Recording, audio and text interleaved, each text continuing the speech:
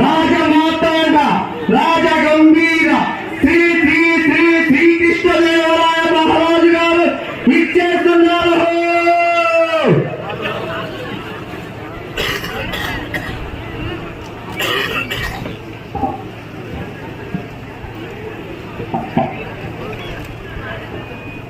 సామంత రాజులకు, విజయనగర పౌరులకు, మా సంస్థానంలో అష్టదిగ్గజాలుగా ప్రఖ్యాతి గావించిన కవి పుంగవులకు నేటి ఈ సభకు ఇదే మా ఆహ్వానము. ప్రభువుల వారు మీకు ఒక వర్తమానం వచ్చినది. వినిపించండి మంత్రివర్య. ప్రభు వారు ఈ వర్తమానంలో తాము నిర్మించిన అక్షర కర్మాగారం నందు అగ్ని ప్రమాదం జరిగి 100 మంది ప్రాణాలు కోల్పోయారు ప్రభు. ప్రభువుల వారు మొన్న జరిగిన ప్రమాదంలో 1500కు పైగా ప్రాణాలు పోయినాయి. మరలా ఇప్పుడు జరిగిన ప్రమాదంలో 100కు పైగా ప్రాణాలు పోయినాయి. ఇలాగే ప్రాణాలు పోతా ఉంటే చివరికి మిగిలేది ప్రభువుల వారు మంత్రుల వారు మాత్రమే. చాలించండి సేనాధిపతి. ఎలా రాజ్యాలను జయించాం, రాజ్యపతికి నడిగా వచ్చా ఎంతో మంది శత్రువులు కూడా నిర్జించాం.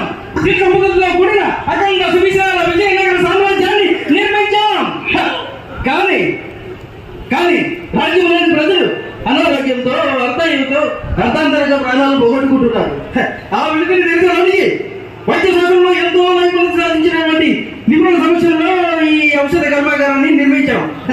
కానీ ఫలితం ఉత్పత్తులు తీసే ప్రయత్నంలో ఎన్నో ప్రమాదాలు, ఇంకెన్నో మరణాలు. ఈ సభను ఇంతతో ముగిస్తున్నాం. సెలవు. ఇదే సరైన సమయం సేనాధిపతి. ఆ రాజుపై వచ్చిన వ్యతిరేకత ఉపయోగించి ఆ సింహస్రావం కైవసం చేసుకున్నారు.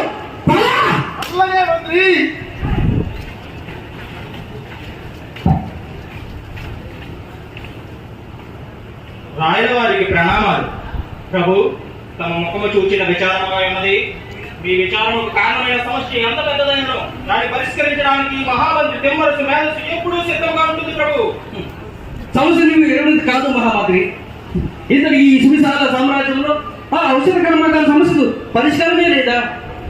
ఇదే కొనసాగితే ఆ కర్మాగారమును మనం త్వరలోనే మూసివేయాల్సి వస్తుంది. అలా జరగడం ఈ అందరికీ